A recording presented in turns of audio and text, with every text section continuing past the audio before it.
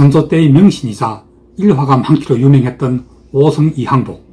이 이항복의 젊었을 때의 일화 하나를 우리가 함께 가서 돌아보기로 합시다. 잘 알려져 있다시피 이항복은 임진왜란 3대 대첩 가운데 하나인 행주 대첩을 이끈 장군으로 알려진 유명한 권율 장군의 사위입니다. 그리고 이 권율 장군의 아버지 권철은 당대의 영의정이었지요. 이 권철 대감이 손녀의 혼인을 앞두고 손녀 사위의 댐댐이를 알아보기 위해서 이항복과 만났다는 그런 유명한 고사가 있잖아요. 그때 이항복은 권철에게 사람의 겉만 보시려고 합니까? 아니면 겉과 속을 모두 보시려고 합니까? 라고 질문했고, 권대감은 사람의 속 또한 보면 좋겠지만 그게 어디 가능한가? 라고 대답하자 이항복은 태뜬 바지를 내리고 그것을 꺼내서 보여주면서 이렇게 말하더랍니다. 사람이 속이 이만하면 훌륭하지 않습니까? 당대의 영의정이었던 권철은 이항복의 이 대담함이 감탄해서 바로 손녀와의 혼인을 허락했다고 하지 않습니까? 이 얼마나 멋진 유머와 넘치는 위트와 해학의 결정판입니까?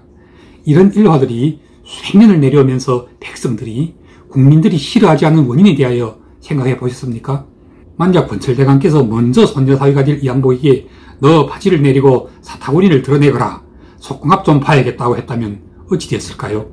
요즘 더불어민주당의 당내 경선을 부임하면서, 그리고 또 야당 쪽의 가장 유력한 대권주자인 윤석열 후보의 부인과 관련한 루머들이 쉴 새 없이 기사화되는 것을 구경하면서 자칫하다가는 이번 대선은 이와 같은 몇 분의 유력한 후보들을 곁에서 이제 참모 또는 책사랍시고 돕고 있는 지저분한 정치 투기꾼들의 국민들에 대한 관음증 또는 성적 도착증을 유발해버리는 것이 아니냐는 의심까지 품게 만듭니다.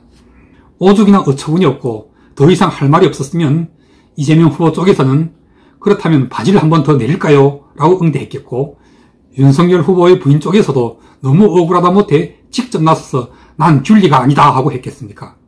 그런데 그럴수록 점점 더 의혹은 짙어가고 뭔가를 엿보고 싶고 또 들여다보고 싶어하는 국민들은, 그런데 여기서 국민들은 국민들 전체라고 말하면 안 되겠죠. 그렇게 관음증을 가지고 있는 국민들의 성적 독착증을 유발해보려고 하는 정치 투기꾼들의 계략과 술수에 놀아나고 있는 국민들을 그런 지저분한 부류들로 일단 한정하겠습니다.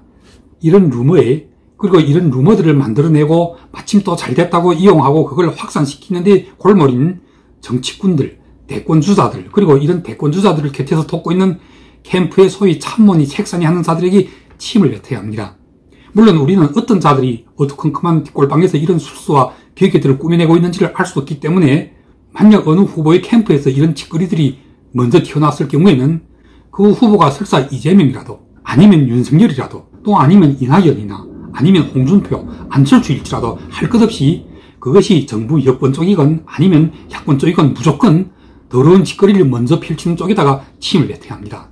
이재명 후보가 바지를 한 번 더 내릴까요? 라고 반문했습니다.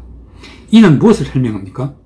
이미 한 번 내렸던 적이 있으며 국민들은 조선조 시대의 권철 대감이 단 한순간에 손녀 사위가 될 이항복의 겉궁합과 속궁합을 다 보아버렸던 것과 같이 이미 이재명 후보의 겉궁합, 속궁합을 다 보았고, 그 결과로 얻은 점수 내지 평가가 지금 여야를 막론하고 1, 2위를 다투는 지지율로 나타나고 있는 것입니다.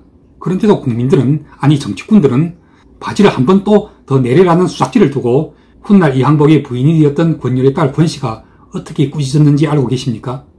당시의 풍속상 남자가 첫날 밤 이전에 아내의 얼굴을 보는 것은 불가능했죠. 그런데도 아내가 될 권씨의 얼굴이 보고 싶었던 이항복은 한 가지 꾀를 씁니다. 마을 아이들에게 권율이 집 앞에서 매우 시끄럽게 떠들도록 시키고, 그 자신은 마을 아이들에게 거짓으로 쫓기는 척 한 뒤 권율의 집으로 도망가서 하인들이 당황한 나머지에 엄격하게 문을 열어주자 바로 권씨의 치마 속으로 달려들었다는 것입니다. 다른 양반집 교수라면 비명을 지르면서 도망을 치거나 그 자리에 주저앉았겠지만, 자, 권씨는 이렇게 꾸짖습니다. 혼인 전에 겉선을 보았으면 되었지 혼인도 하기 전에 속선까지 보시려 하십니까? 오늘의 논평 마무리 짓겠습니다. 여권 쪽의 이재명 후보나 야권 쪽의 윤석열 후보, 그런데 특히 이재명 후보 쪽에서는 이미 지난 몇 해 동안 가장 유력한 차기 대권주자로 화자되면서 이미 국민들 앞에서 겉궁합, 속궁합, 즉 겉선, 속선 다 보여드렸습니다. 그런데다 대고 또 한번 자네의 바지를 내리고 거시기를 까게 속궁합 한 번 더 봐야겠네 라고 하는 차들이 있게 된다면 정말 단언하건대 그걸 즐길 지저분한 국민들은 아주 극소수일 것입니다. 이런 수작질을 먼저 부리는 쪽이 되고 국민들은 100% 침을 뱉게 될 것입니다.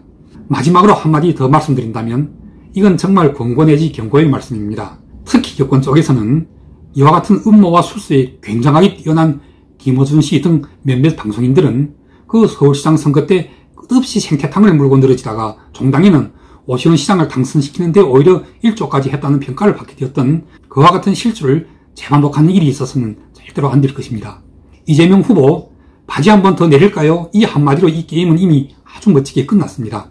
괜히 김어준 씨 등 여권 쪽의 여러 지지자들이 이재명 후보를 돕는답시고 윤석열 쪽을 향하여 이번에는 너희 쪽에서 치맛자락을 들어올릴 차례다고 함부로 이상한 짓 하다가는 진짜로 큰일 납니다.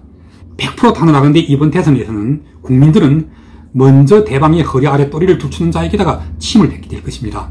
따라서 이재명 후보 쪽에서는 오히려 윤석열 후보 쪽의 캠프에서 어떤 더러운 자들이 먼저 자해하는 방법으로 역풍을 시도할 수도 있음을 경계하지 않으면 안 될 것입니다.